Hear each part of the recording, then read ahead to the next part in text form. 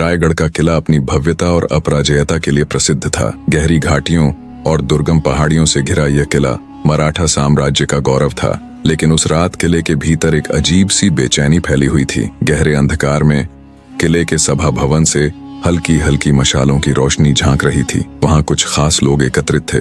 महाराज शिवाजी, उनके सबसे विश्वस्त सरदार और युद्ध नीति में निपुण उनके सलाहकार। सभा भवन के भीतर की हवा में गंभीरता और तनाव महसूस किया जा सकता था। शिवाजी महाराज अपने सिंहासन पर बैठे थे, लेकिन उनकी आंखों में चिंगारी और माथे पर गंभीर लकीरें स्पष्ट थीं। सामने उनके वफादार सेनापति नेताजी पालकर, मोरोपंत पिंगले और तानाजी मालुसरे खड़े थे।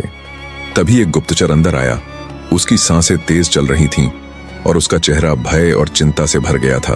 उसने झुकते हुए कहा, महाराज, औरंगजेब का विशाल सेना दल दक्षिण की ओर बढ़ रहा है।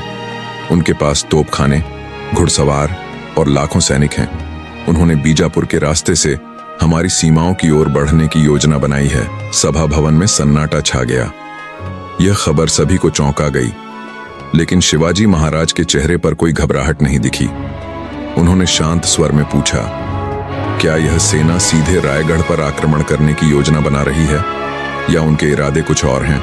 गुप्तचर ने जवाब दिया, महाराज, उनकी योजना सीधे हमला करने की नहीं है। वे पहले हमारे छोटे किलों और गांवों को अपने कब्जे में लेना चाहते हैं। वे हमारी आपूर्ति लाइनों को काटकर हमें कमजोर करना चाहते हैं। शिवाजी ने कुछ पल सोचा और फिर खड़े होकर अपने सरदारों की ओर देखा। उनकी आवाज में दृढ़ता और आत्मविश्वास था। युद्ध तो होना तय है। औरंगजेब हमारी स्वराज्य की आकांक्षाओं को मिटाना चाहता है, लेकिन याद रखें, वह संख्या में भले ही हमसे बड़ा हो, हमारी रणनीति और संकल्प से कोई बड़ा नहीं। हमें उसकी हर चाल को नाकाम करना है। नेताजी पालकर ने आगे बढ़ते हुए कहा, महाराज, हमें उनकी सेना के मार्च का रास्ता रोकना होगा। उनकी आपूर्ति लाइनों पर हमला करना और उनके सैनिकों को थकाना होगा।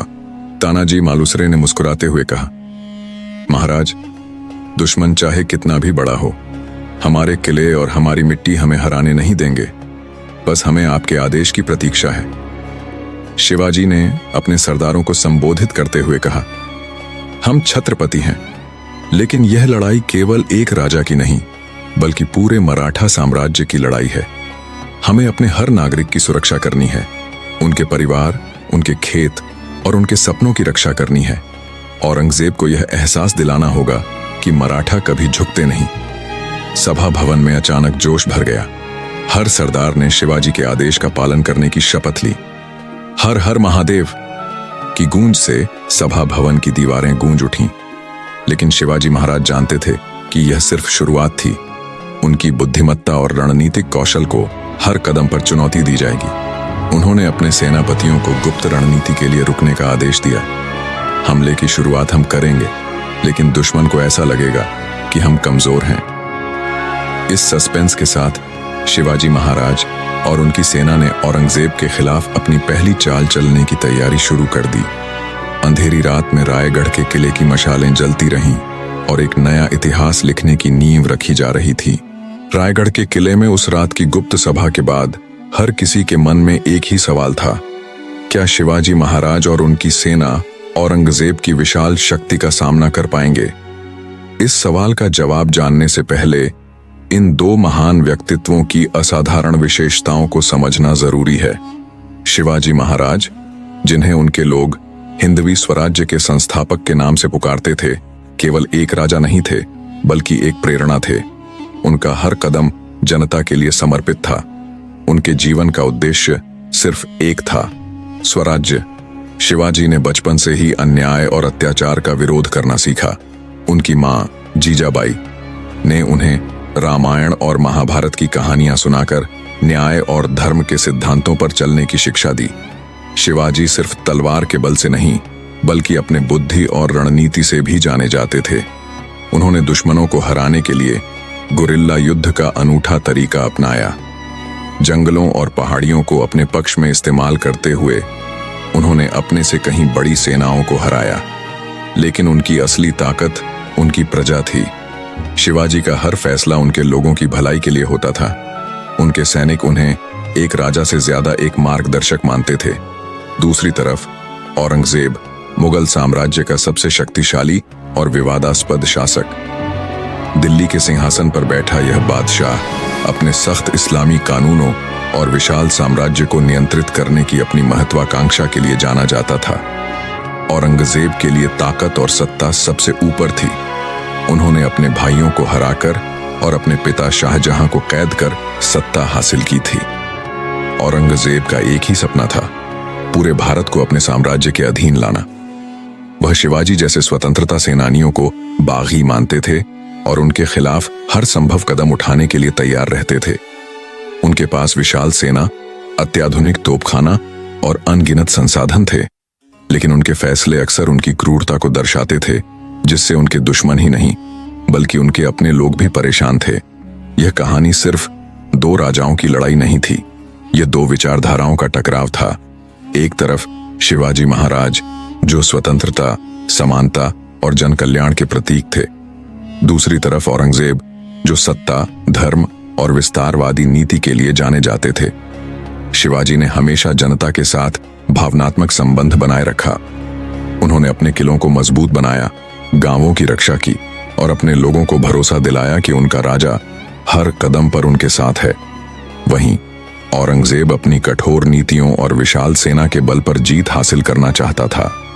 इस संघर्ष में सिर्फ तलवारें नहीं बल्कि आदर्श और रणनीतियां टकरा रही थीं। शिवाजी की कुशलता और जनता के प्रति उनका समर्पण उन्हें औरंगजेब से अलग बनाता था, और यही अद्वितीयता इस संघर्ष को इतिहास का एक यादगार अध्याय बनाने वाली थी। रायगढ़ की गुप्त सभा के बाद शिवाजी महाराज ने अपनी सेना को तैयार करने के आदेश दिए। औरंगजेब अपनी विशाल सेना के साथ बढ़ रहा था, लेकिन उसकी सबसे बड़ी कमजोरी उसकी गति थी। शिवाजी ने गुरिल्ला युद्ध की रणनीति अपनाई और दुश्मन की रसद लाइनों पर हमला करने का फैसला किया। तानाजी मालुसरे और उनके सैनिकों ने रात में दुश्मन की रसद गाड़ियों पर धावा बोला, जिससे औरंगजेब की सेना में अफरा तफरी मच गई। नेताजी पालकर ने दुश्मन को पहाड़ी रास्तों में उलझाकर थकाने की जिम्मेदारी ली। मराठा योद्धाओं ने जंगलों और पहाड़ों से हमला कर दुश्मन की सेना को कमजोर कर दिया। औरंगजेब ने अपनी रणनीति बदलते हुए सेना को छोटे दलों में बांटा और मराठा सैनिकों को खोजने का आदेश दिया। लेकिन शिवाजी महाराज को अपने भूगोल और रणनीति पर पूरा भरोसा था। उन्होंने अपने सेनापतियों से कहा, यह धरती हमारी ढाल है, मराठा न कभी झुके हैं न झुकेंगे। ये युद्ध केवल ताकत का नहीं बल्कि धैर्य, बुद्धि और संकल्प की परीक्षा थी। शिवाजी की हर चाल औरंगजेब को चौंका रही थी। संघर्ष जारी था और अब यह देखना बाकी था कि इस टकराव का अंजाम क्या होगा। शिवाजी महाराज की रणनीतियों ने औरंगजेब की विशाल सेना को कड़ी चुनौती दी। मराठा गुरिल्ला युद्ध कला ने मुगल सेना को थका दिया था। रसद नष्ट हो चुकी थी, सैनिक हताश हो रहे थे और औरंगजेब के फैसले असफल हो रहे थे। अब निर्णायक कदम उठाने का समय था। शिवाजी महाराज ने रायगढ़ में अपने सरदारों के साथ अंतिम योजना बनाई। उन्होंने कहा, अब हम आक्रमण करेंगे और दुश्मन को पूरी तरह विचलित कर देंगे। तानाजी मालुसरे बोले, हमें उनके मुख्य दल पर वार करना चाहिए, इससे पूरी सेना तितर बितर हो जाएगी। शिवाजी सहमत हुए और पहाड़ी इलाकों में युद्ध की योजना बनाई। दूसरी ओर औरंगजेब ने जयसिंह को शिवाजी को घेरने का आदेश दिया। मराठा सेना ने पहली चाल चली। तानाजी के नेतृत्व में गुप्त दल ने रात में दुश्मन के शिविर पर हमला कर तोपखाना नष्ट कर दिया। अफरा तफरी मच गई। इस हमले ने मुगल सेना को कमजोर कर दिया। औरंगजेब ने सैनिकों को संगठित करने का प्रयास किया, लेकिन मराठा सेना गायब हो चुकी थी। शिवाजी ने अन्य सेनापतियों को विभिन्न मोर्चों पर हमला करने का आदेश दिया। हर वार दुश्मन को कमजोर कर रहा था। शिवाजी की रणनीति उनके साहस और दूरदृष्टि का प्रमाण थी। दुश्मन समझ ही नहीं सका कि अगला वार कहां से होगा। अब यह युद्ध निर्णायक मोड़ पर था।